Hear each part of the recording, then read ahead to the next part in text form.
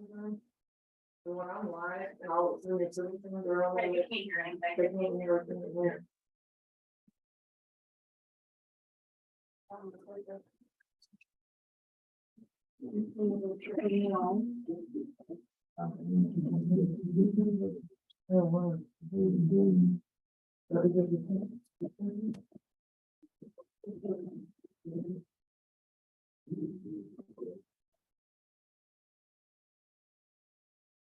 Maybe since they were thinking about somebody coming for that, so I just do it ahead of time. Well, particularly Hey, how are you?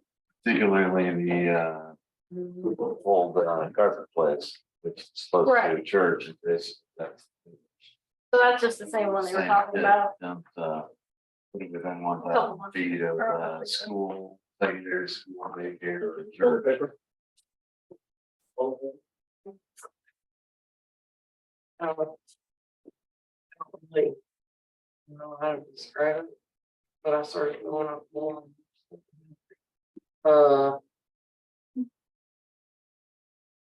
Especially the one on.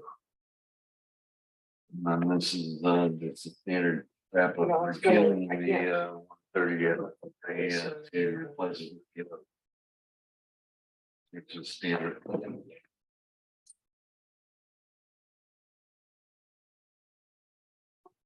Got that email today? That's Oh, not. hang on, I'll show it to you. They're all like.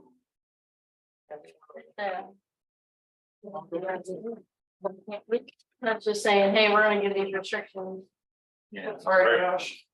I thought I'd say the words of my life. Just kidding. Okay, so this is what she sent me. And it's basically, they're so small for Christmas, but they're still not getting. So I already done this. Seniors housing. Trying to get your own. Okay, so So I know they're doing, the Christmas tree thing. right, but I mean, this was the one I was talking to you about, when they bring the seafood truck in. Remember the company that when I got yelled at by all. Well, granola. But, of course, there's. Well, probably they're also reading some. Instead of actually food or something. Like, So I told the girl to start about it, told her I talked to. She didn't email me back today because they are swamped. But Yeah. she said this Christmas, like, well, basically I was swamped right now, and we'll get it. I bet you they are. One couple, so closer, I was gonna get my quick release. Take it. Not in, but. Actually, we're going. But the thing is, You know. you can't show when you You do. You can't record. You can't record, or you can't record the. Well, there's a- that was a bunch of nice girls. Remember. Um, Yeah, yeah. But you don't do that. Yeah. Like, coming out.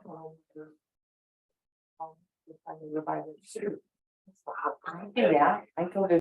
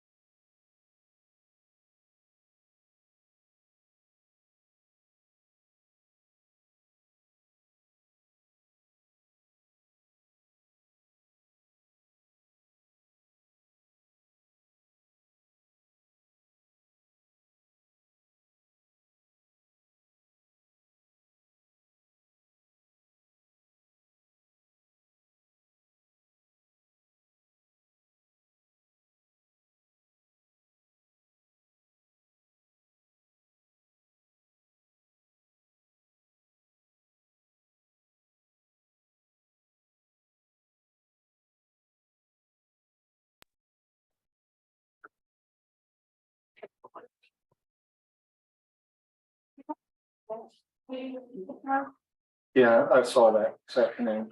I don't know why.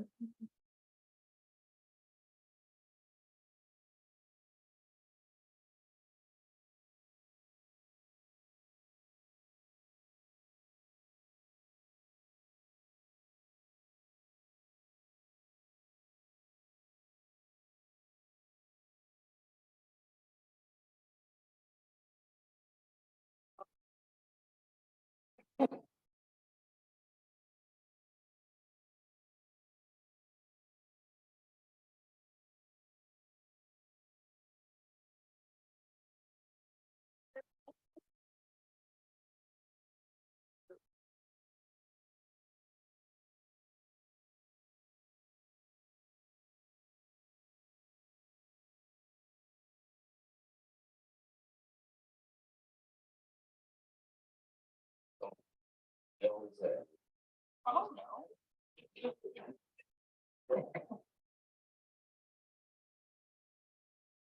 I feel like the clock is striking.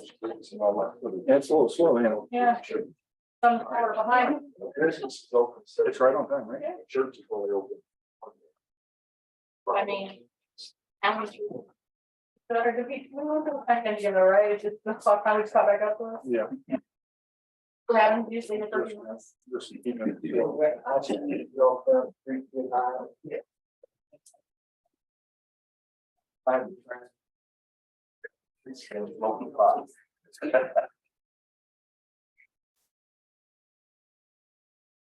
Sneak around.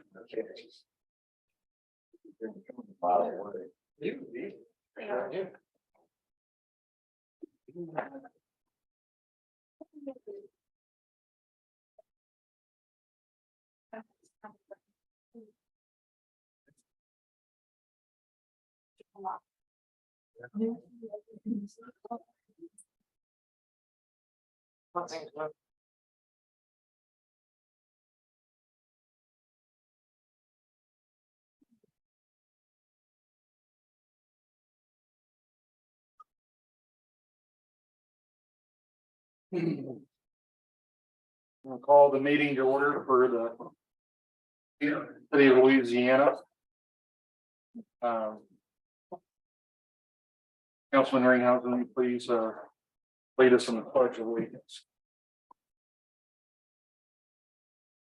I pledge allegiance to the flag of the United States of America and to the republic for which it stands, one nation, under God, indivisible, with liberty and justice for all.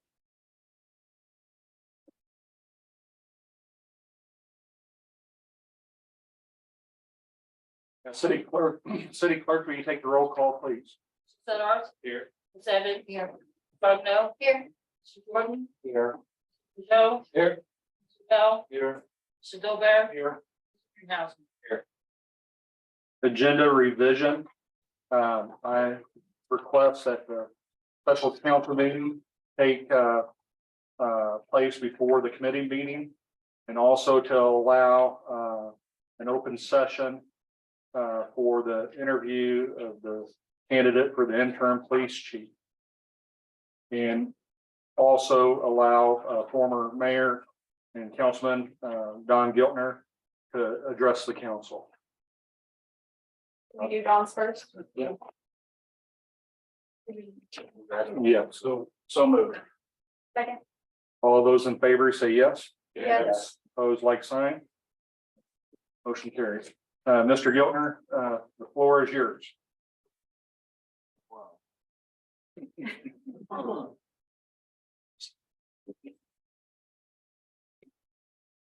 Good evening, everybody. Sir. I'll have to say that this is a little different being on this side than where I've sat before. No, I think I prefer the side I'm on. I have a couple of questions tonight, and I have some statements that I'd like to make. First question I have is the council still going on with the proceedings of impeachment of the mayor? That's a very simple question, that, yes. So as far as proceedings to impeach, no, but we will have to address the ongoing complaint that generated the hiring of the attorney. I mean, we have to go through the process to address that. What comes out of that, I mean, we're not finished with it, and I'm not gonna speculate what would come out of it. We do have to take some action, even if that action is no action, we have to take some action on the complaint. We're required to do that. I appreciate the fact, Greg, that you've spoken up and were willing to do so. However, I have noticed that we have had a council member or two ask for articles of impeachment to be drawn up and to be presented whenever it came time. Now, if we're not into an impeachment process, why have we spent $24,175 for 2 months, which would be September and October? Why did we spend last month between $7,000 and $8,000? And why are we, and what are we going to spend this month? Now, that may seem frivolous to you, but I remember sitting in the seat there when we brought up about that we would like the riverfront to be cleaned up and be done up nicely. I would think that in 2 months, $24,175 could have been used for that. And whatever is used for the next 2 months, but we're talking more than that, and you know it. We're talking close to 100,000 plus. Where, Kelly, you and the mayor both, where is that money budgeted? Don't have 100,000 budgeted. Where is any of it budgeted from the council to hire a lawyer to impeach the mayor? Come out of the G&A fund for attorneys. Was this what would this be what we were going to ask the people to increase the taxes up to the max? Without a vote? Would it come out of that fund? It has to come somewhere. We already spend just with our permanent lawyers $115,000 to $120,000 a year. And we're going to turn around and we're going to spend another 50, 60, 70, $100,000 from you all to impeach the man that you could sit and get the answers from it. This, I really don't understand. You know,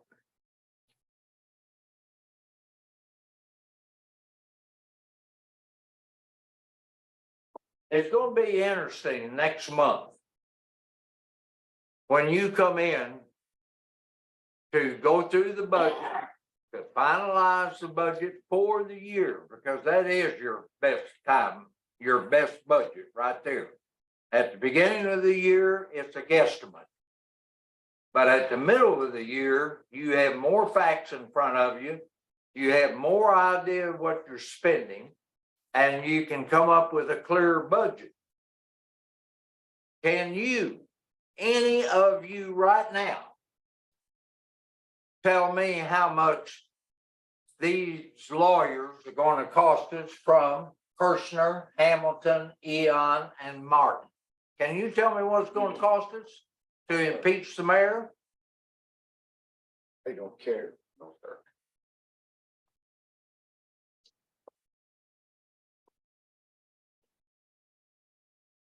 Before you start doing things, you know, I'd hate to admit, and I mean this in all sincerity, I would hate to admit that one man is smarter than all of you. I hate to admit that.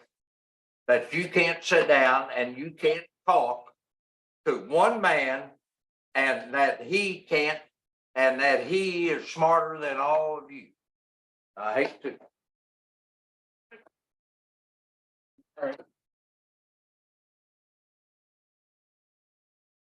Next item on the agenda is resolution 18-2022, a resolution of the city of Louisiana authorizing the city administrator to execute a change order relating to the city sanitary sewer update project. Mr. Harrison, you want to give any updates or are there any questions? Send everything out. Yeah, I'll take any questions. We would have sent that out, I think, a couple weeks ago or last week or so. Anything else? They're far enough along, that everything else looks like it's gonna run. I mean, obviously, At this point,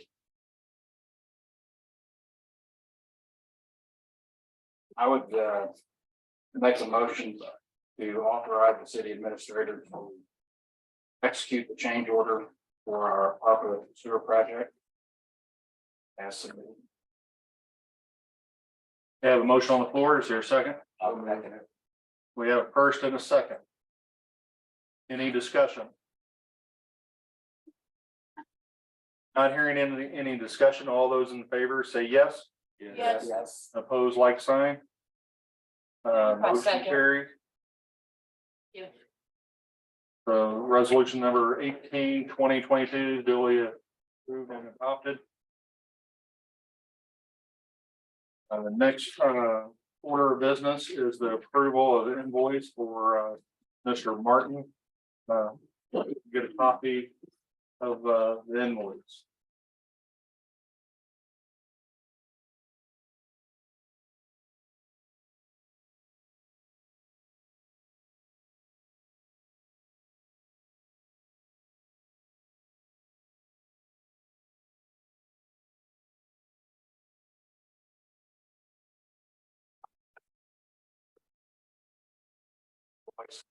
The payment of the invoice for Mr. Martin.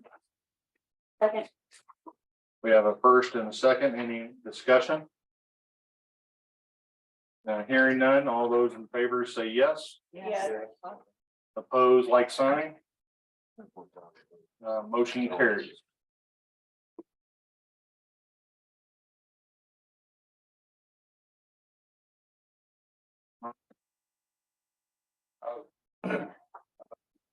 Sever this contract. Yeah. Can you say that again, please? What's I would like to make a motion to sever the contract with this firm. Mr. Martin? Yes. All right, there's a motion on the floor. Is there a second? We have a second. Is there any discussion about severing the contract with Mr. Paul Martin? So the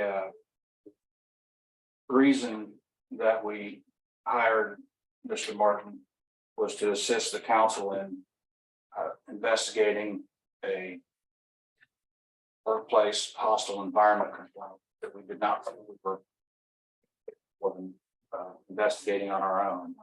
Has completed that investigation and has a report. We had one meeting where the report was given. There is further action required to resolve the complaint on our side. My request or my comment would be the bulk of his work investigating the complaint is complete. Now, in our resolution of the matter, there may be a few hours for him to attend a meeting. I guess I don't see, pending the council's action, I don't see a tremendous amount of additional expense that we would be incurring. So I guess my initial thought would be, before concluding our involvement with this one, that we get to the completion of our resolution on the matter. But But that's my thought. As a liaison, I'll touch on that a little bit. So Mr. Martin does want to come back and just have one more final sit down with council and discuss, what we want to do, what process we want to take. He did give us 3 options to move forward on that we have not got a chance to discuss on, and he wants to be here to discuss that further with us. If we have any further questions, we do have 2 new members to the council. He wants to update everybody, make sure everybody makes an informed decision on the process of either no action, reprimand, verbal reprimand, or impeachment. He wants to let us know that we don't have to take one set option. At this time, he is not charging the city until we decide to make a date of meeting. And at that point, he will then come down, speak with us. So at this time, we're not currently acquiring any more bill at this point until we set a date with him. I'd almost say that if anything, you deserve a little bit of a credit. Came in and explained everything he had accomplished. And it wasn't anything more than we already knew. And then we get a bill and we get the paperwork. And then he wants to come back.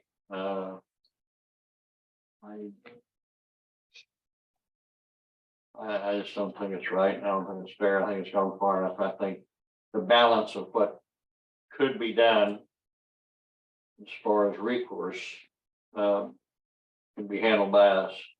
And that's all I got to say. We can't hear. Could y'all speak in microphones? It's bad. They are on. I did turn them Put them on. in front of you. Have to be low because of the speakers. The reverberation does mess with the Zoom. Or don't come that far.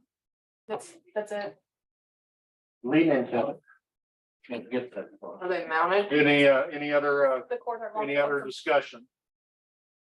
We do have to do something with the employee complaints. It's on a timeline. And we are subject to problems if we don't come to some kind of a conclusion on those. So, Ms. Arno, did you say that there's no, there's no other invoices? This time, no, not Yes, for sir. that. Okay. All right, no further discussion. Go ahead and take a roll call, please. Who was my second person? Bob, Leonard, Yes, yes. Ms. Evans, No, Ms. Ardno, no, Mr. Jordan, Yes. Mr. Peugeot, No. Mr. Bell, Yes. Mr. Dolbear, No. Mr. Ringhausen. Yes. Okay, being 4-4, I'm placing my tie-breaking vote to yes. All right, next order of agenda is interviewing with the candidate for the interim position. Mr. Heatherly, if you would, please step forward. And you can kind of stand off to the side. I want to address the audience. The police committee has started off on a process, and I'll let the chairman and the committee speak for themselves as far as the process and how we got to this point. One thing I can say is due diligence was acted upon by the committee. And the reason we want to do this in open session is for transparency. Normally in the past, we go in closed session and we hash it out and we make a vote. And the community would know, 72 hours later. So we want the community to be involved directly. When I mean be involved, I mean actively listen. Listen to the what Mr. Heatherly has to say before the council, and to listen to whatever the council members' questions towards Mr. Heatherly. And I wanted to be frank and open and honest. And this is to fill an intern position, a 6-month contract with stipulations. And if there's any outbursts from anyone in the audience, I'll give one warning, okay? The council owes Mr. Heatherly respect. The audience owes Mr. Heatherly and the council respect in that regard, because we are taking something that we normally don't do and doing it in an open session. So after one warning, if there's another outbreak or disruption, I'll ask to clear the room from everyone, okay? And just go into closed session from that point forward. Also a reminder that anything personal cannot be discussed. tonight. Yeah, so the big thing is, as far as council, you know, you can ask, it's no holds bar as far as the career, the job and his work history and stuff like that. But if something gets on a personal nature, withhold that. And you can ask when we do go into closed session. But I'll let Mr. Heatherly help us with that. And he can state that he can bring that up in closed session, but everyone will know what the question was. But the answer and stuff may not be disclosed if it's personal in nature. We'll keep that under wraps. Are there any questions on the council in that regard? No. So Chairman Ringhausen, can you introduce your prospect? Yes, I will, and after probably somewhere between 7 and interviews over 3 weeks, multiple interviews, the same people. Committee worked very hard. Committee did do their due diligence, as the mayor said. And I'd like to welcome Christopher Heatherly to meet everyone here. Will be the gentleman that will be voting on tonight as interim police chief for the future. Chris, go ahead, buddy. Thank you. I'd like to thank the mayor. I'd like to thank the board, police hiring board. I'd like to thank them for allowing me a chance to speak tonight and be a part of what I see as really positive and great changes coming to the city of Louisiana. I first looked at Louisiana as a place to be a police officer and a place to live in 1993. I just gotten out of the Navy and I wanted a police officer job, and I came to the city and I fell in love with it. And so years went by, I saw that they were hiring again and I applied, only this time with a lot more experience and a lot more knowledge that I didn't have in 95. It's an absolute honor to even be considered for this position and I appreciate it. And that if you have any questions, I'd be more than happy to answer. Been in law enforcement since about 95? Yes, sir. About 95.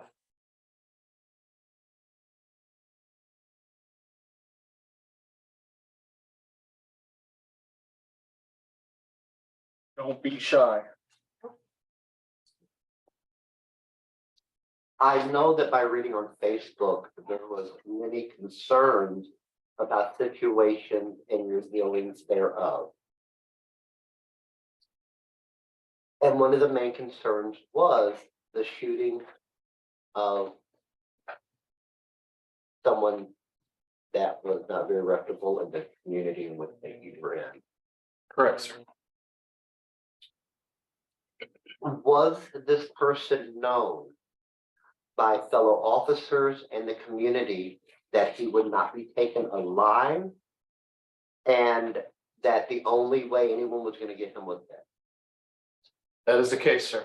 Absolutely. Is there any more detail you'd be allowed to give in an open session about what was going on there? Yes, sir, absolutely. That's the case was in 2016. Mr. Stringer was his name. He had a lengthy criminal history. He had at least $150,000 in warrants. I went to the police department that day is when I worked in Washington Park in Illinois. The detective was in there. We started talking. I just went there to pick up my check. Well, we heard that the town next to us, East St. Louis, had spotted Mr. Stringer and was attempting to stop him and ask for assistance. So the detective and I jumped in a car. I said I'd go with him. We went looking for him, couldn't find him. We get back to the police department, they pick him up again, so we jump back in the car and go try to find him. Again, we didn't locate him. So I told him, you know, I appreciate it, but I gotta get my check and go home. The wife said we need dog food at the house, so I've gotta go. So I go to a Walmart, it's in Cahokia, it's on the way to where I was going at home. And I pull up and I see the car that was described that Mr. Stringer was driving. Also said that he was with a white female, he was a black male. As I pull behind him, I look at the license plates and it was an out-of-state plate from Iowa or Idaho. I don't recall, but it was a rental car with out-of-state plates from one of those. I get on the phone, I call the City of Cahokia Police Department, which is obviously their venue. And I tell them, this gentleman is here, and I tell him his name, and I start to tell him how bad he is. It was prior to that, he had hit a gentleman in the head with a pistol in a grocery store and tried to pull his ex-girlfriend out of her car so he could carjack her, and then he stole the bike. So, and he's known to run, he's rammed police cars, he's shot at people, he's known to carry a firearm. I tried to tell him all that and they said, stop, we know him, we got stuff for him too. I was like, all right, I'll wait here. So I drove to a safe location and I'm observing him and I see them get out of the car, and it indeed is a black male. I really didn't know what he looked like, but there was a black male and a white female. As they went inside, the police department arrived and I told them what I had. Well, the officer in charge, the shift commander, says, okay, I need your help. Here's what we're gonna do. We're gonna catch him in the vestibule because he's gonna run, and that way we'll corner him off so he can't get away from us. So we started implementing that plan. As we walked up, he comes walking out of before we get in the vestibule. He's outside. He says to his girlfriend, it's those people and they're after me.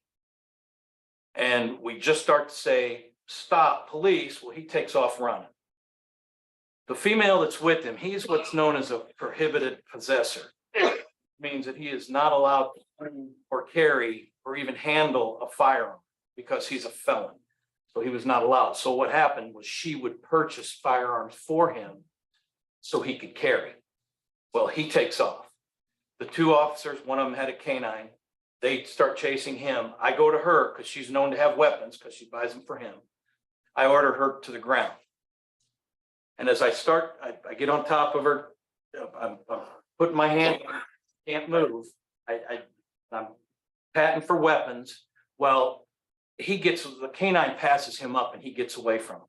Well, he jumps in the car. Well, the two officers grab the door so he can't close it.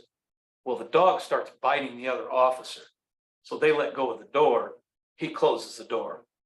I remember seeing the lights come on. I don't remember hearing a motor start. It was a Toyota. I may not have heard it, but I see the lights come on. He starts driving forward. His girlfriend, who I have, says he's going to run us over. So I started thinking quickly as I could, I may have time to get out of the way, but she's not going to. If I jump out of the way, he's going to run her over because she's not going to get up.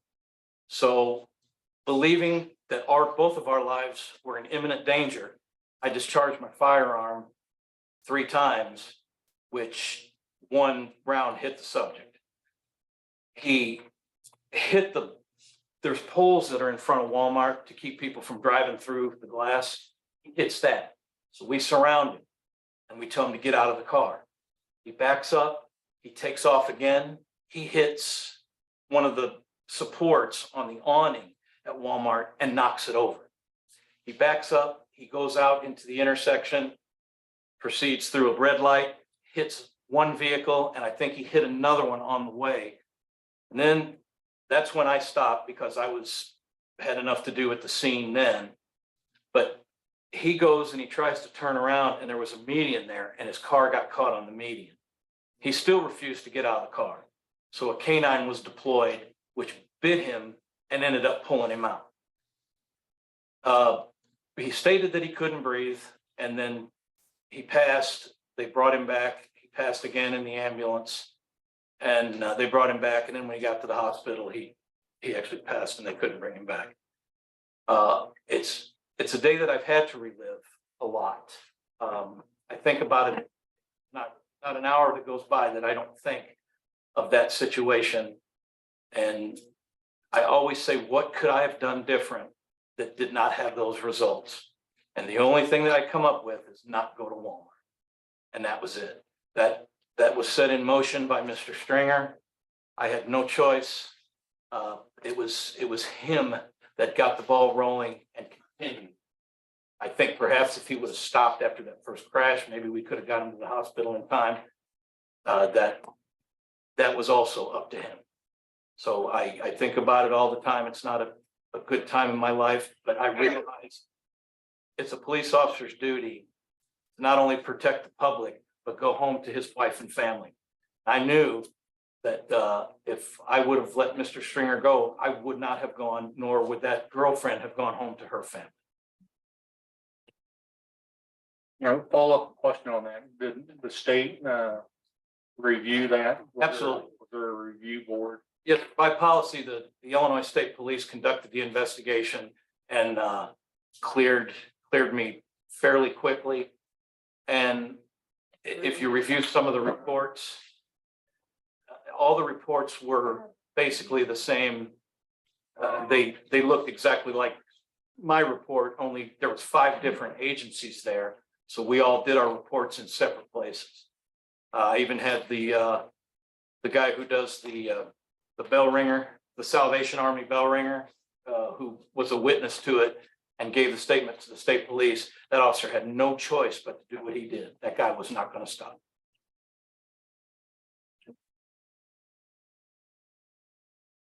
Telling the story. Thank you, sir. One other follow-up question. The autopsy revealed whether it was dogs biting of him that terminated his life, or was it your discharge of your firearm that terminated his life? He did have. Because apparently once you shot him, he continued going.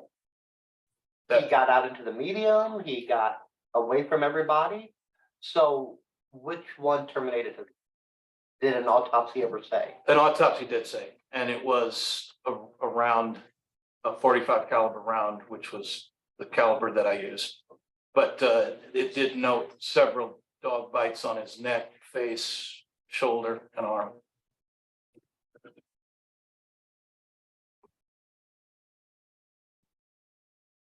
Any other questions?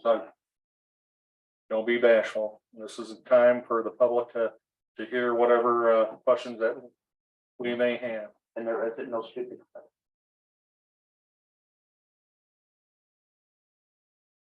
All right, I'll follow up with one. So, Mr. Heatherly, have you ever lost your post certification in the state of Illinois or Missouri?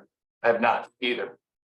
Post, when I first applied for a license through Post, had my license been any problem in Illinois, I would not have gotten a Post certification. Post does a really good background check, and it took a while before they'd even let me take the test. So if my license was suspended, revoked, but I'm trying to think, any negative item on my Illinois certification would have not allowed me to get a Post certification. I've got one. There was a lot of stuff on Facebook about the evidence room down there at Brooklyn and all that. Can you touch on that for us? Absolutely, sir. I worked for a department in Brooklyn, Illinois. I'll start off by saying the evidence room was horrible. It rained in, I mean, a lot. There's probably no evidence in there that would be prosecutable. I know it's hard to understand, and before I got there, it would be hard for me to understand that a police department would have evidence, and the city let the building get in such disrepair, you couldn't use evidence. Well, I was in charge of the tactical unit that was there, and one night, some of my guys went out and they got a rifle. And when I brought it in to the chief, I told him, we're gonna seize this rifle because this would be a great rifle to use for the police department. And I actually called the prosecutor and told him what I had, and he said, okay, we'll start paperwork. I said, but chief, we can't keep it in the evidence room. Because it'll be rusted shut by the time. He goes, yeah, we'll put it in your office. So I said, okay, put it in my office. Well, I came in the next morning and he had given keys to everybody. So I saw 3 officers playing with this rifle. I told the chief, it can't go in there. People are playing with it. He said, okay, well, you got your squad car. Go ahead and just put it in the trunk and keep it there until you seize it, and then we'll figure out what to do with it. Okay, so a little while later, I'm the detective sergeant who is in charge of evidence. So I'm going through evidence and I'm trying to figure out what we have, what we don't have. And I'm seeing a lot of cases are missing evidence. So I go into the chief's office and I said, Chief, we're missing a lot of evidence in there. He goes, it'll turn up. By the way, whose is it? I said, it's yours. He's like, oh, okay. So 2 days later, he reports to the prosecutor in St. Clair County that I'm stealing evidence, that I had a rifle in my trunk. So immediately the prosecutor issues what's called a Brady letter. And anybody in law enforcement or police work know Brady letter means the prosecutor won't prosecute anything you turn into. So I began my defense that he's lying. That's not the case. So the state police, the St. Clair County state's attorney, and that's what they call their prosecutor there, state's attorney, started looking into it. And they realized that the chief was the one who was doing stuff underhanded. They even did a raid on the department on me telling him some of the things that the chief was doing. So when he realized it wasn't me doing it, he issued a letter rescinding that. Now, there's been a lot of officers who have received a Brady letter in this country. Not one of them has ever had it rescinded. But once I took a polygraph examination, they did a complete investigation and cleared me and pulled that letter. So I am no longer under a Brady letter in St. Clair County, Illinois.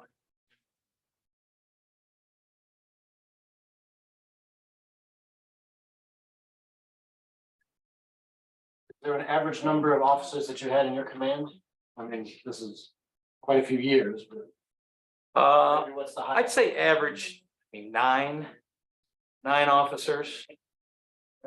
Quiet, please. One warning.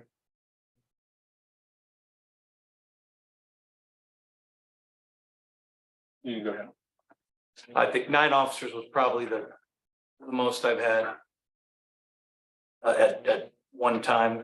Now, that's in police work. I've had more than that as far as security work. I was a site supervisor and I think I had 30.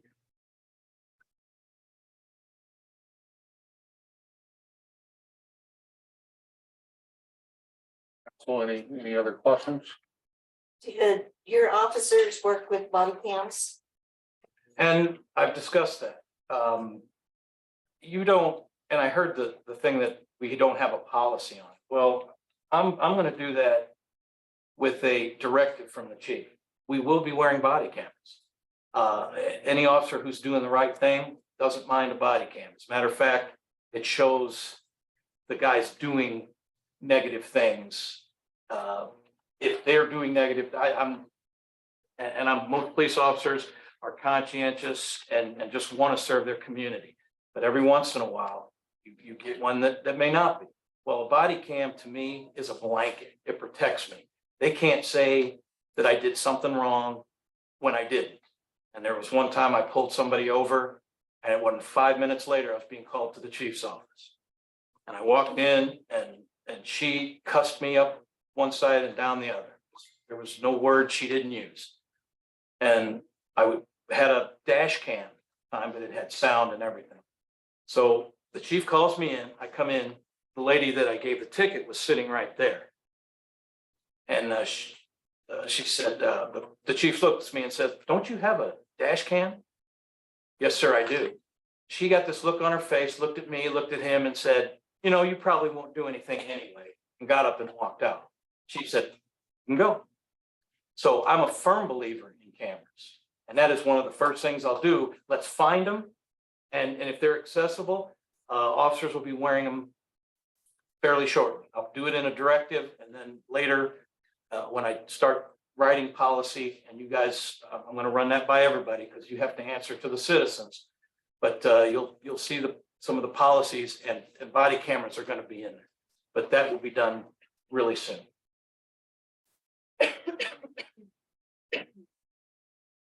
Any other questions? Yes, on the body cam, and the officer themselves shut them off and then turn them back on, or would that only be done by the command center? Well, that's gonna be a directive. I'm gonna have to see what kind of cameras we have, because some of them you can activate and then deactivate.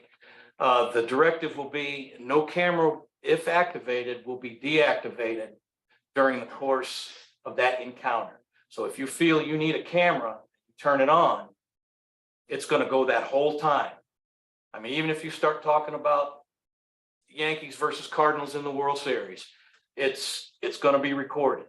And not until that ends will you turn it off. Obviously, if you start turning it off, that shows that you're maybe doing something underhanded, and that will result in corrective action. Because my directive will be that stays on until the encounter is over.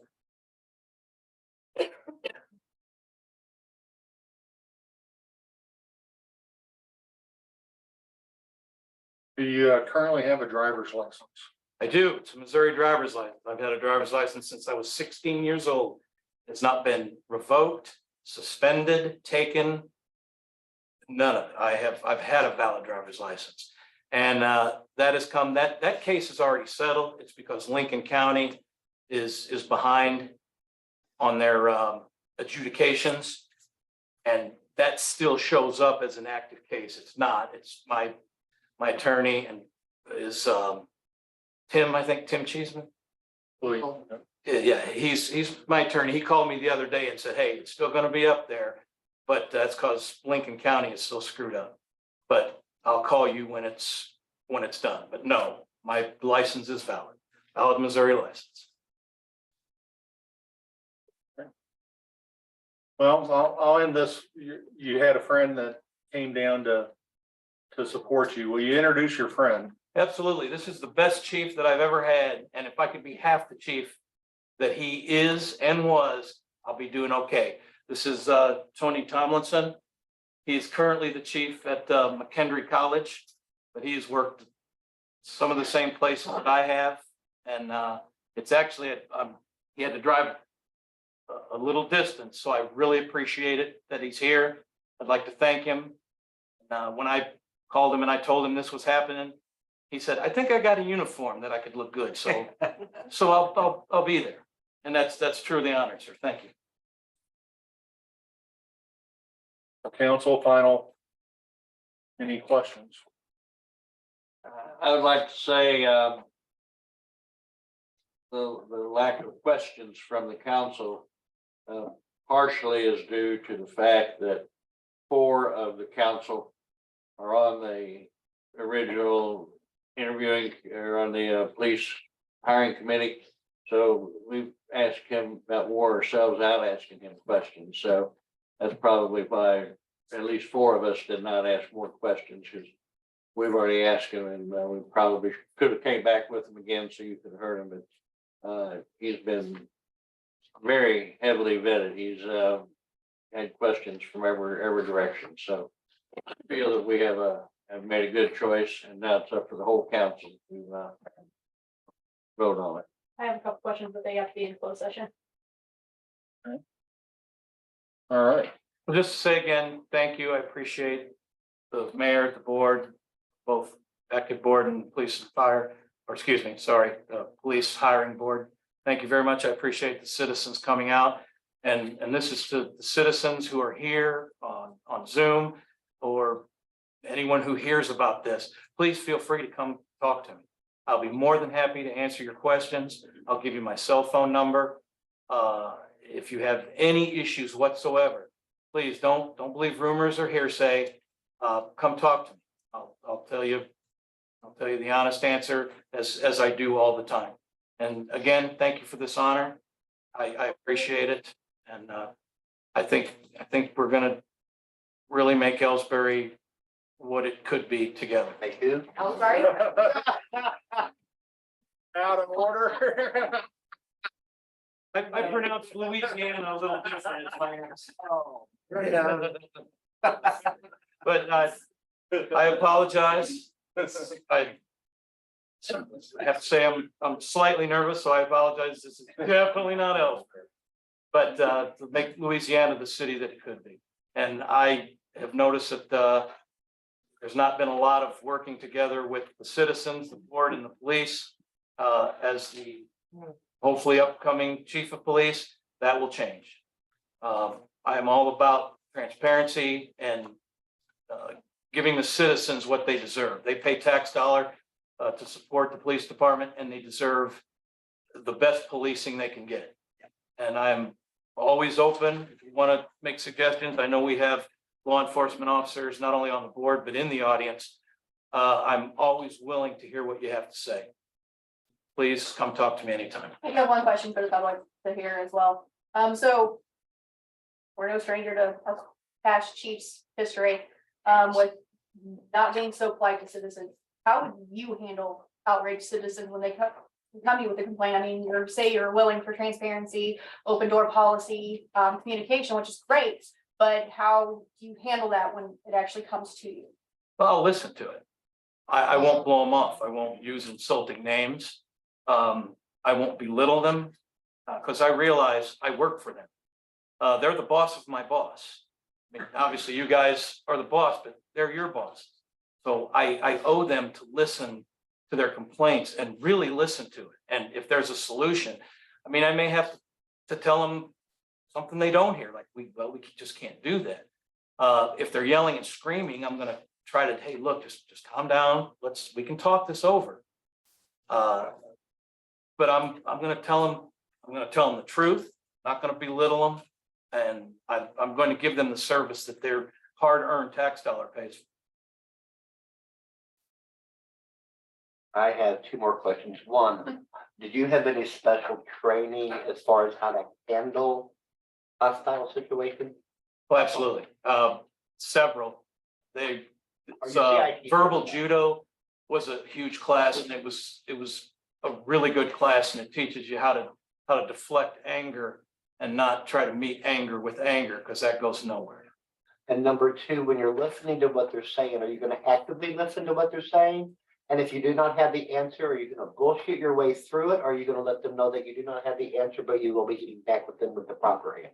In a timely manner. Correct. That would be, and I do promise I will get back to you in a timely manner. It may not be what you want to hear, but I'm not going to BS you. Because if I BS you and say that I'll move mountains for you, and it doesn't happen, my credibility is shot. So if I tell you, I will, if I don't know it, I'll look into it and I'll get back with you. I'll take your number and I will call you as soon as I know the answer. And then I'll tell you, hey, I researched what you asked me. The answer is. But no, that they deserve that too. If you BS, it may not be what you want to hear, and I apologize for that. But I'm not going to give you a BS answer when in 2 days you're going to find out it was a BS answer. And it's like, I wouldn't talk to the chief. He's full of it. And I won't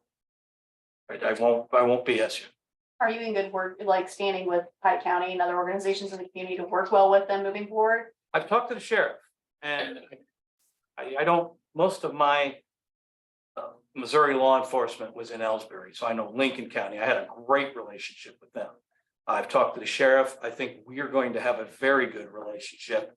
I haven't had the opportunity to meet a lot of the Pike County deputies. I think I've talked to a couple of them who chased a guy into Ellsbury, and I had the chance to talk to him. But as far as working with other agencies, there is nothing more helpful than working with other agencies. I'm a huge believer in task force, whether it's major case squad or whether it's a drug task force.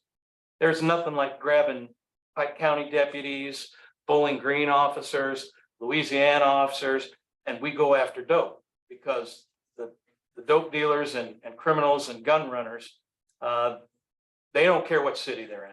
They'll go to any city or they'll go to any state. They don't care. But when you have a good task force who is out and about and works well together, I think that's a great idea.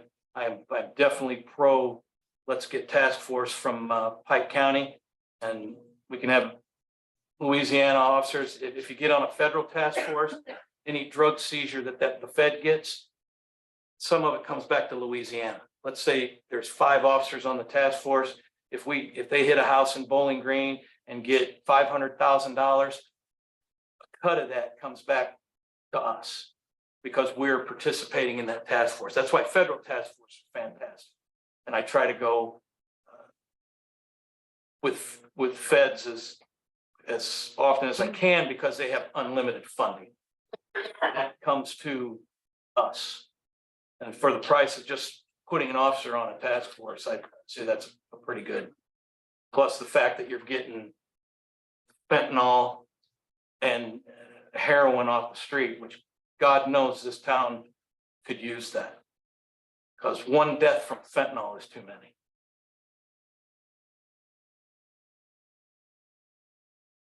All right, I entertain a motion to go into closed session.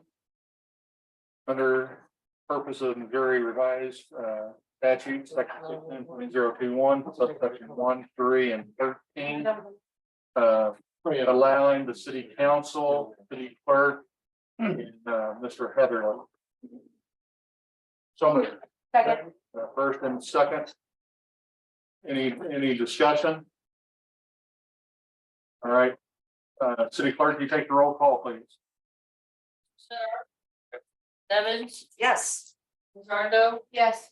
Gordon, Yes. Joe, Yes. Bell, Yes. Stover. Yes. Greenhouse. Yes. Mr. Mayor. I've been in this community 64 years. I have never seen an open meeting like this that we were going to hire an interim or a permanent person. Open to the public. I commend you, I commend the police committee. They put in numerous hours and I commend the council. I think it's wonderful. We have never had this before. Mr. Heatherly for allowing it too. Yep. Yes. Yeah. Thank you all. You're welcome, man. Unfortunately. While we're doing this. Yep. We'll get back in session 5 minutes. I got my phone. Hell, you know what? Sit down. You can sit down. Preach it. I can't do it.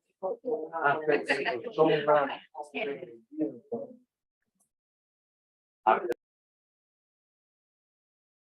We are back in open session. The council took a vote and passed ordinance, or excuse me, resolution 19-2022 to fill the interim police chief's position with Mr. Christopher Heatherly. The city clerk, will you please give Mr. Heatherly his oath of office, please? Roll call. Yeah.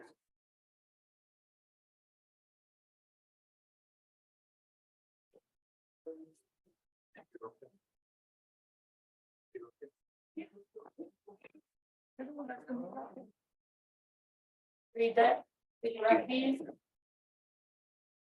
I, Christopher Heatherly, do solemnly swear that I possess all the qualifications for the office of interim chief of police as prescribed by law, that I will support the Constitution of the United States and of the state of Missouri, the provisions of all laws of this state affecting cities of this class, and the ordinance of the city of Louisiana, Missouri, and faithfully demean myself in office, so help me God. Very good. Sign away, sir.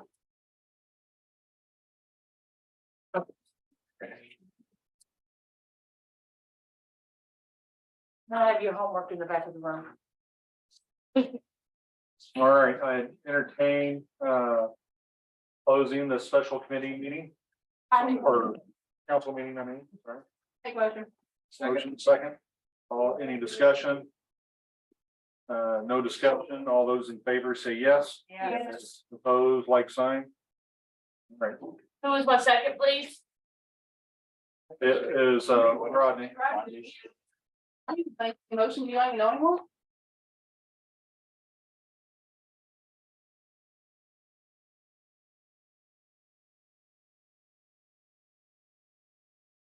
Call to order the committee work study session Monday, December the 12th, 2022.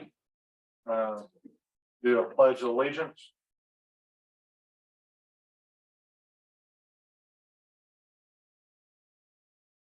Pledge allegiance to the flag of the United States of America and to the republic which stands one nation, under God, indivisible, liberty, and justice for all.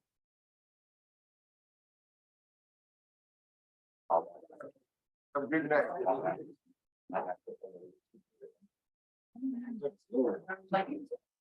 Go through council reports, infrastructure, ground, street, sidewalk committee.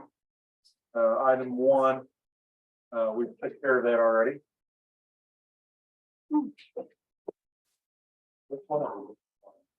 This is page number 2 from the pack, or 3 from the packet. Start, the really thick agenda, yeah, go to the second, third one.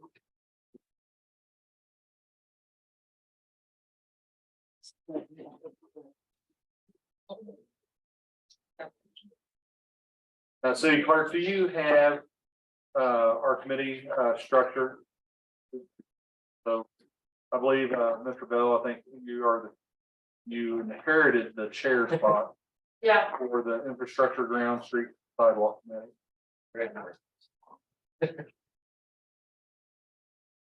We have a few and few for community. Can you unmute or the Zoom whenever you get a chance? Attorney's back here. Oh crap, I'm sorry. I just. Back, what do you- Yeah, I just don't want anybody to think. I'm here, don't worry. I'm sorry. Any questions? Why not? Would you post stick still here? Yeah.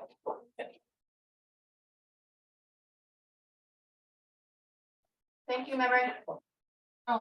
So information on the flag poles, who can spearhead the flag poles? You know, it looks like they're, I guess, looks like they're basically putting them out in the sidewalk, flagpole. I guess who's gonna be responsible for installing? I mean, are they asking us to do it and then they would, what are we being asked, I guess? I was just asking about flagpole holders in town. My only concern long term is, one is you don't want something sticking up as a tripping hazard. My only concern long term is it's a place for water to congregate in the winter. The freeze thaw. That's my only concern with it. I guess.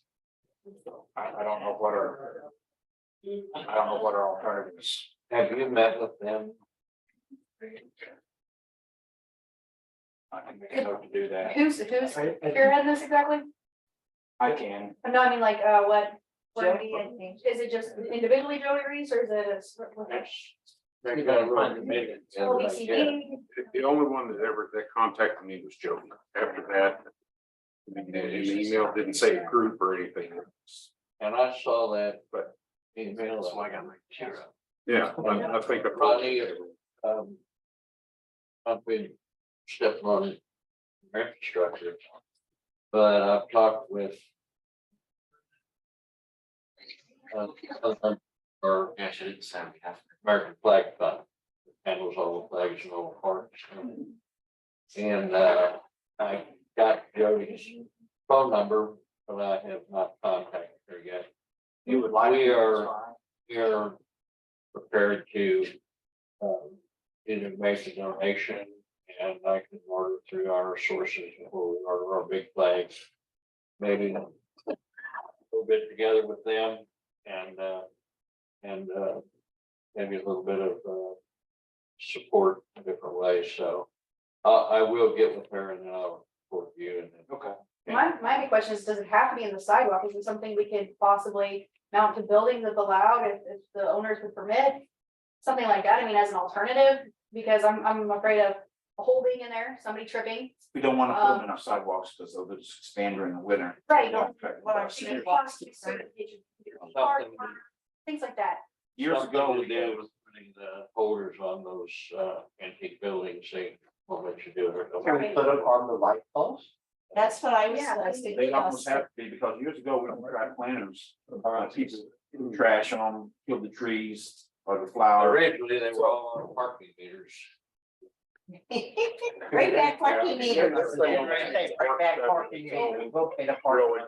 I'll give some rubber. That'll make us popular, won't it? Charles Kugler had brought up, For dinner and. you know, doing some light poles. And that's all fine and good, except for if you do them there, you know, unless you come out to the side or something, you gotta do them high.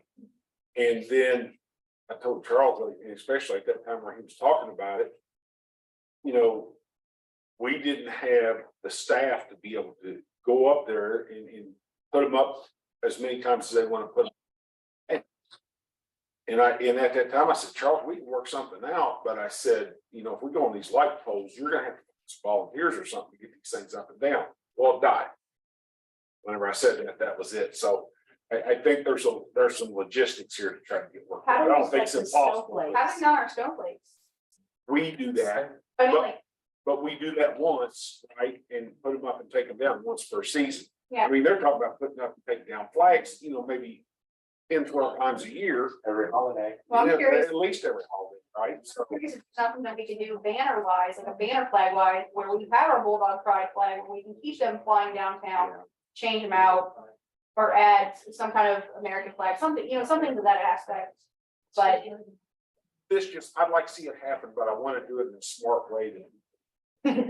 Well, it started out, like I said, on parking meters, and then when we had the big utility poles, big light poles down there, we've had brackets for those, and it like reduced the flags by 75%, I mean, we picked it up.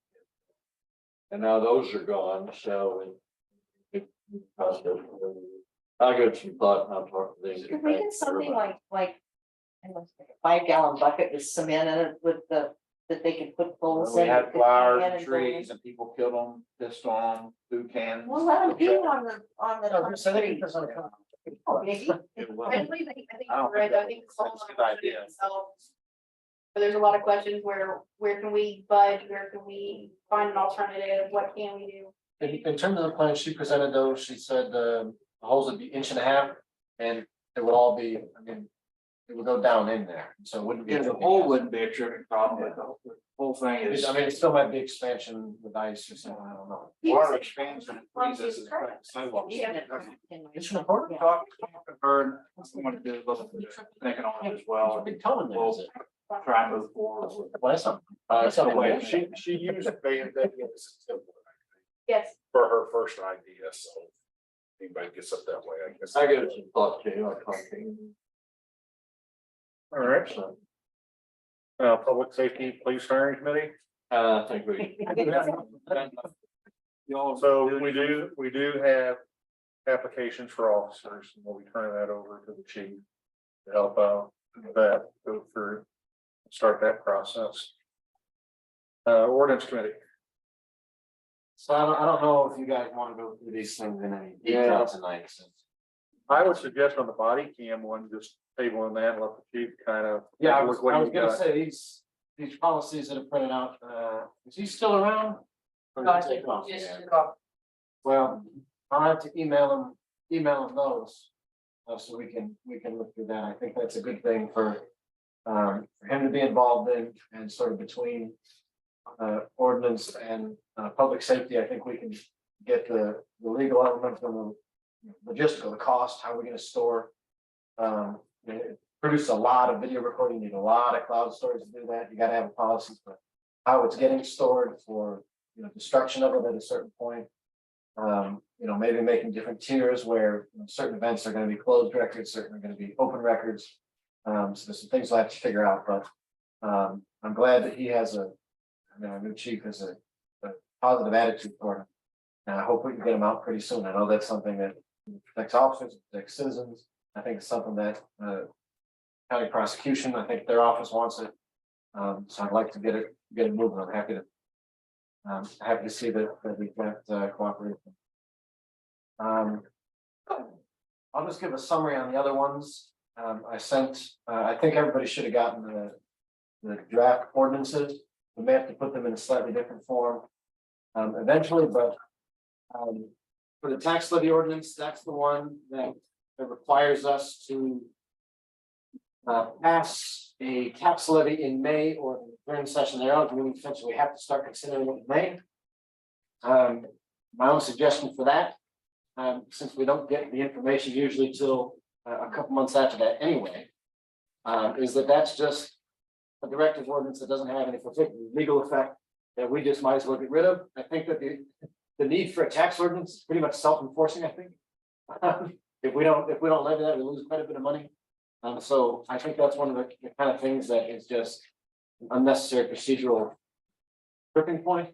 But I did propose also another alternative to repealing it, just putting in that we are required to consider it at the first meeting after we receive the assessment information. And I did want to confirm, then if you know, or if I have to talk to Guy, is it the assessment information that we wait for every year, the updated assessment? Because we fill out the form to send to the auditor, right? Yes. Yeah, so that's another alternative. Instead of getting rid of it, if we think that that's, sort of a. That goes from Pike County, not the. Yeah, exactly. I think we But always have to set it, even if we're not changing it. I think we're required to set it. So Yeah. the big. But we don't get the thing that they send us recommendation from. But the problem is our budget, we have to have some kind of we have to make which that's what we're doing anyway, make the assumption for the budget. And then, but not actually set the levy until because there's no sense to have, if we don't have the information, then we're open for the situation this year where we didn't really know what the information was going to produce. So I don't have a problem waiting to set the levy until we have all the information from the county that we need to set it. Yeah, Now, statutory requirements, and it's been a while since I even looked at it. But based on, so one of the things you don't want to do is set the assessment higher than what you budgeted. And that's one of the concerns I had last time, because we based our budget based on what we've always done from year to year to year. And there's a way around that. It is just, you didn't base your budget with a 5% error or 5% margin of error. Kelly, I think I recall that the auditors require us to have the fiscal year that we have. Because the tax levy and the budget times don't line up. Right, because usually the tax levy information doesn't come in, or it hasn't. So you're asking, like and we change our fiscal year. Yeah, set it to the same time, start in September when we're by statute to pass. I don't have that answer. I've never heard. Didn't mean to that surprise question you. before. I think that's something we take some research on. It makes sense. Yeah, because I mean that, it was a legitimate concern that was here that they don't line up. no, See if that's an option. puts to the problem. And if so when you have a little time to think about it, see what the pros and cons would be for that, because we're having to do the whole budget process before we have all the information. Like Tim says, well, We're left guessing. even if then you want to change it, well, that doesn't look very good. It looks like we're uninformed. Well, because we were. Yeah, I mean, so check into that and see if it's something. I like checking and see if the county's missing the boat on letting us know. Yeah, And that might sound, they're supposed to have it by May or June when we're supposed to be sitting in the budget. Fine, right? Greg, is there something in the state statutes? Are they required to have that to the communities in the county by a certain date? Or is that kind of left up to each county to determine that? I think Greg's having some computer issues. I don't believe that there's this hard deadline set in terms for the assessor to get the information back to the city. Is that what you're asking, Rodney? Yes. I don't believe there is anything in the statute, no, because, well, it's based off of when they do their assessed valuation. So I believe, and I can check on this more clearly, I believe most counties they require their assessments to be sent back by May. So most counties aren't even getting the assessment forms where each citizen has to declare, you know, their assessed property. I don't believe that those are due until May.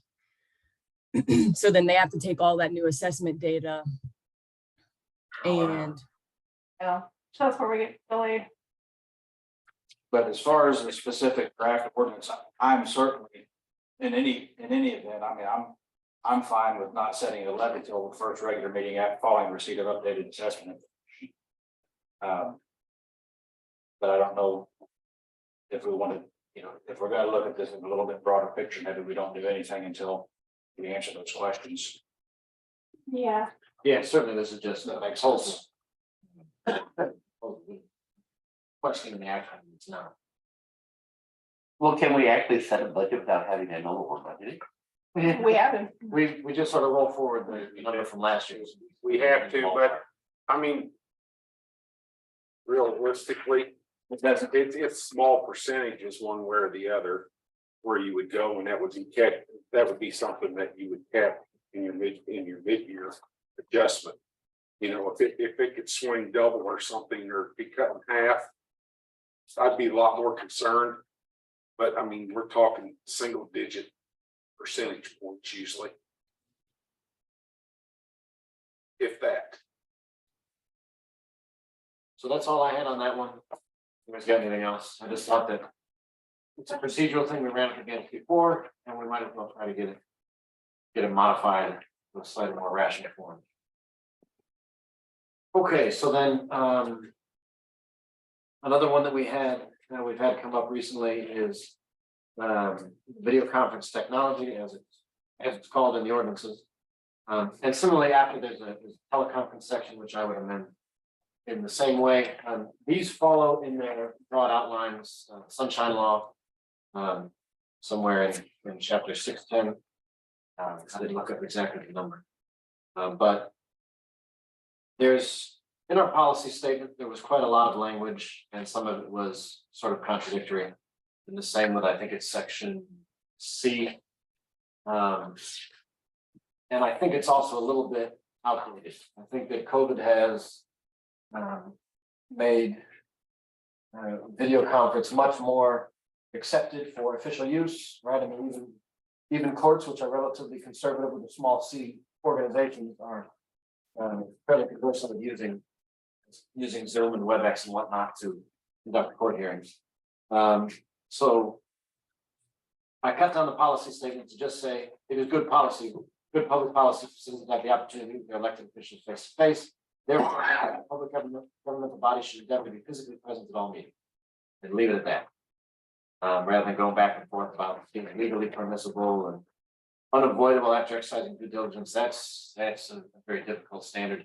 And more than that, it's probably an unenforceable standard. I don't believe that we could impeach and remove somebody for just using video. I don't think we can limit the right to vote when the Sunshine Law allows it. I don't think there's much that could be done anyway. So it's sort of similar in that respect to the last one, that there's useless language, remove it. Right, keep the policy that we agree with, but remove the unenforceable bits. Section B comes basically from the Sunshine Law. And then another thing that I thought was pretty ridiculous is it says members of the public may not participate in a public meeting via video conference. Now, I don't think that makes any sense. Right? I mean, particularly if we've got people from other places we need to talk about, or somebody's out of town, but they want to address the council. I don't think it makes any sense. I think we should deal with that in exactly the same way we deal with anybody who wants to address council, that it's a discretion of council. always have. Yeah, Yeah, and so I mean, if we're violating, to allow people on Zoom to participate, I think that's pretty outdated. And then the voting to close meeting minutes, all that stuff. I think also tracks pretty close to the sunshine law. And then the last one, the emergency meetings. I consider just getting rid of that one as well. Because if we're gonna allow people to attend by generally, certainly under emergency. Conditions, if we can't meet any other way than physically, it seems sort of, I don't know, almost redundant, like we're. I don't know, putting something out there that, maybe would hamstring us in a way that we don't intend. And I don't think we're limited. Anyway, and our policy would be to allow people to participate if we had to do something entirely by Zoom because City Hall fell down, bombed or something. The emergency like that, you just do what you gotta do. Survivor. Oh no, what would happen to this? So basically, you're just wanting to change the verbiage of So the ordinance. kind of Mostly, yes. updated and our prior language, I think this is before y'all came on, our prior language had an arbitrary number that said you can't participate in more than 3 remote meetings in a calendar year. Yeah. Period. Well, there was a stretch where I was on the road quite a bit and I participated in more than 3, but it enabled me to participate. We went into it, there was no punitive response required. It wasn't said, and if you do participate in more than 3, then you're off the council. There's no language that says. And that would probably be illegal. Right, there's no language that says we have to be here at all. I mean, it's not like it says if you miss 5 of your meetings, so that's where this kind of got started. And I think what Nick's trying to do is clean that up, and especially with what's happened the last couple of years. Then I think it makes sense to not limit that. Not limited unnecessarily. If you read through sections A and C, Clean it up. the first C, because one of the C's we're getting rid of, but if you read through those two, one after the other. I think you'll see some of the language that's a little bit contradictory. Because it's trying to express 2 different policies that we're balancing. But putting that into a law is sort of. Makes it messy, right? Because then there was, the usual argument on Facebook about. What we were gonna do about this and what was going on when. Probably couldn't have done anything if we'd wanted to, and. It seems strange not to punish non-attendance when, and then to punish attending by Zoom. And it's sort of a backwards incentive. Any effort's better than no effort. Yeah.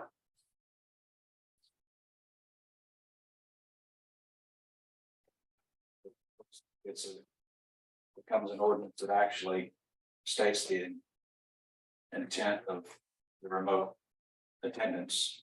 Yeah. Current ordinance. Not only does it not really state, it's contradictory in what it is stating, so you don't really know what the intent is.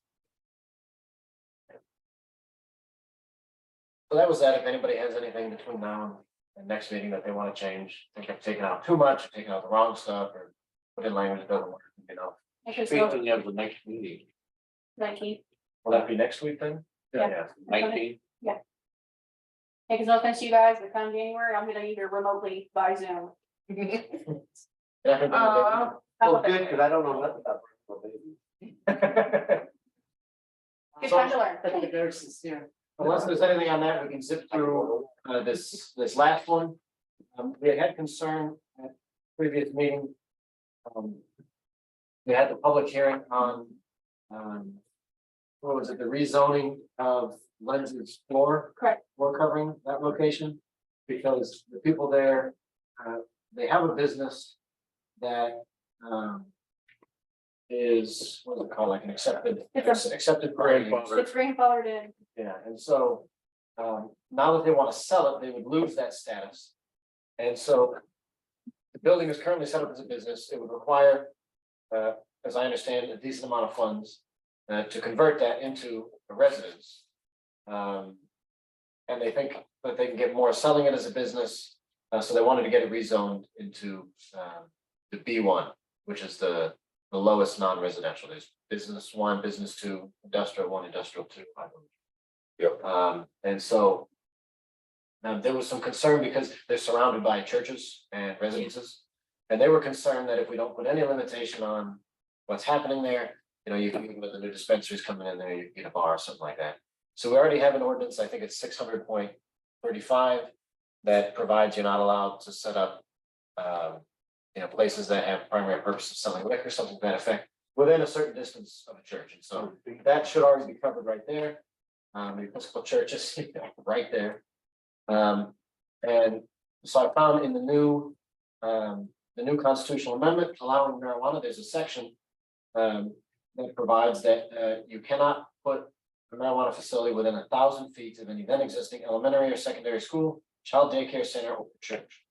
So that would take care of that particular concern. It wouldn't necessarily take care of, there are a lot of noisy things that you could put in that space So anyway. that is in, but that is without further action, that is. Exactly. Personal. So it's Most higher than that, it's in the Constitution. Constitution. And this language right here, I just copied from the Constitution. So- And I divided it into two sections, so it's not strictly necessary. But people don't usually look for their zoning laws in the Constitution. So, and that's pretty common in terms of what happens with a lot of statutes that we're implementing at the ordinance level. That we just copy the language right from the statute into the ordinance. But for a dispensary, they're gonna get state licensing. And I know even with bars and liquor, they gotta get state licensing. And they look at that before they issue the state license, you know. Local ordinance. Well, I mean, you know, the state, there's state requirements, just like this constitutional requirement. It's in their regulations. So I'm just saying, So we should be double covered. well, I don't know. I don't know on the necessity of it, because we're not gonna be issuing license for that unless we figure out a way to tax it, right? For ourselves, but, so the state, Pretty well for, there's an extra local tax if you have that in your town. What, At plus. do we have to enact the tax in order to collect it? No, well, I don't. But it said whenever it passed, there's an extra layer to our local sales tax. If you had one. Let's just bring in a big one. I wouldn't mind bringing You it sold it forward. at Philly. Something on the safe side, 'cause I know a lot of the churches are concerned about it, and they really want to make sure that we were hearing them and we were, you know, moving on it. So I mean. Yeah. If anything, it just shows good faith that we did listen, we are taking some form of action, that we're not letting it fall into. I think it's just a good faith. I don't see anything wrong with it. Greg and I did have one comment on this particular ordinance. I think it's really most appropriate in chapter 400, not necessarily 600. I mean, this reads like a zoning regulation to me. Yeah. Yeah, and that was actually one of my comments was gonna be that I realized that the section that the liquor one was in was specifically regulating alcohol-related businesses, something to that effect. And so, yeah, I'm glad for the suggestion, because I really Yeah. didn't know where. and so those are, I could find last night, but the section you're referencing currently is additional licensing requirements for specific businesses. So I think it would make sense probably to also have something in 605 eventually, or maybe contemporaneously with this. But I also think you probably want to have some stuff in the zoning code that contemplates, you know, where these places can be, So taking maybe- into yeah, go ahead, sorry. Means you want to put it in the zoning code, but it is in the state constitution, does it still have to go through P and Z per recommendation to be added to the zoning code? Yeah, because unfortunately, there's case law out there that says the only zoning authority you have comes from the statute. So I think you still will have to comply with chapter 89. And so that means we'll have to have 15 days notice and all that stuff. So But is it something we could get into 600 for now? And then if you want to get it into zoning at some point down the road, go on, let P and Z go through their process and then also get it into the zone. I think it's possible to do it that way. I just worry that if someone were to come in, let's say with it only existing in 605, there's not much guidance on where necessarily they could be in your guys' zoning code if they wanted to open this type of business. But you're scared it would get overlooked. Is what you're thinking. Yeah, and I don't know how the code would contemplate locating a business like this as the zoning code exists right now.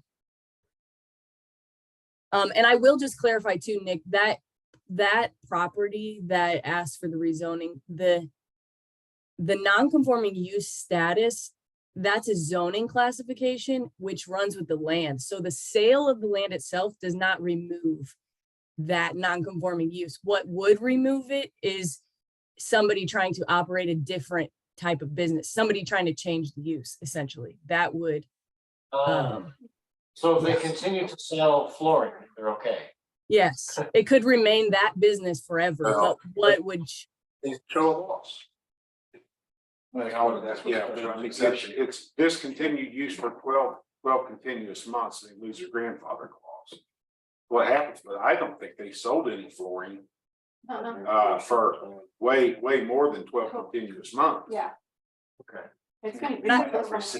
Kelly and Mayor, just so you guys are aware too, I think our firm is putting together a memo. And Greg, you might be able to touch a little more on this as well about the adult use marijuana stuff. If you guys are interested in being a part of that group, we basically have a group of clients that we're doing the research for and distributing the memorandum about. information. Mhm. Yeah. It's the world we live in. When's that committee meeting? I think Bob's volunteering. And it's being like, obviously, we're splitting the price between the entire group, so it's not being billed to everyone individually. We need to establish an investigative committee on the use of marijuana. How about?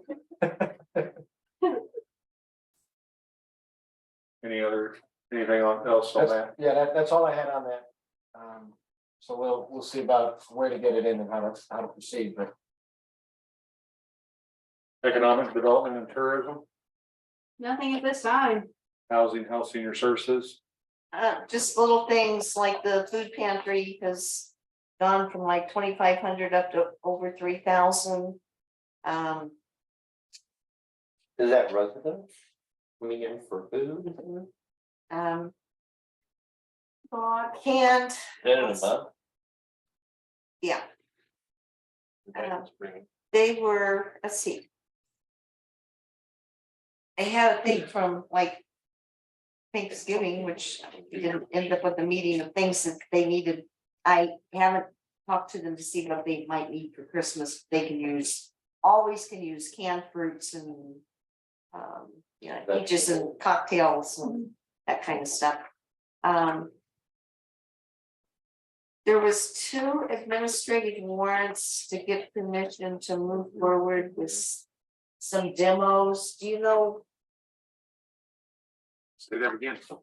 There was 2 administrative warrants to get permission to move forward with demos and oversight, Jeff's. So, Anything worse happened with that? well, I'm not sure which ones you're talking about. We have a few in the works. 704 North Carolina is down. Right, That's down. And then the next one is 321 North 4th. Yep, they're just waiting on paperwork. I think it's next in line. And then we have one up on Nebraska Street also. That's so, East side of the street on 4th. 300 block. yes. and then there's just a bunch of like NECAP programs and whatever that's out there. People that need help with electricity. There's a safer rent group.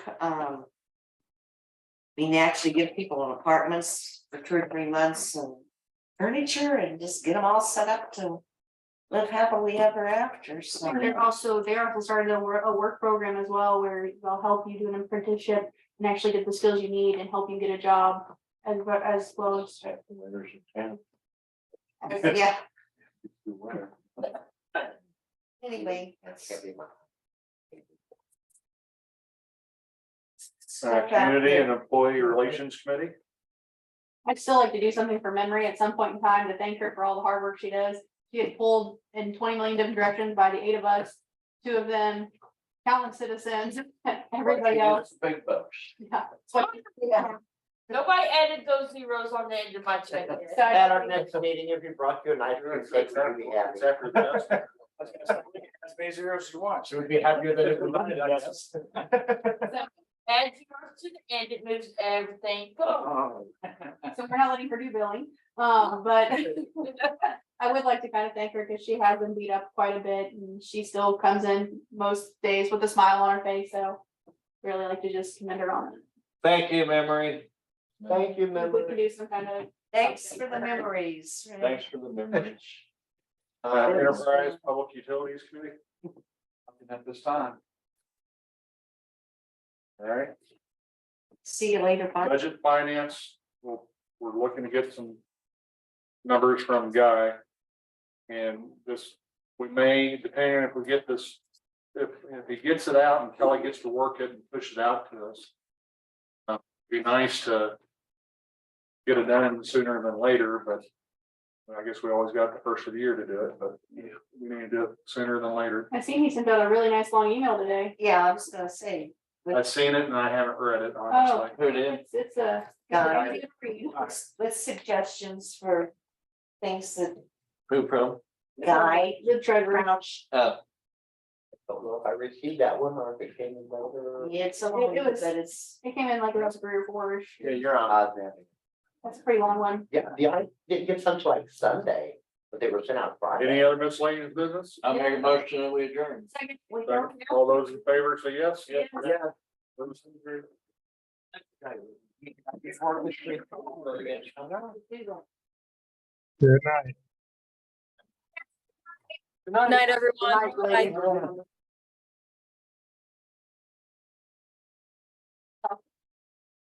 I have it in my refrigerator, now that I've got the. That's my You want me to throw it, it'll make it too long and we'll. I can print out. You're making tomatoes. All right. Home to pack. Um, Where you going? Mississippi. Oh, I have a safe. you're somewhere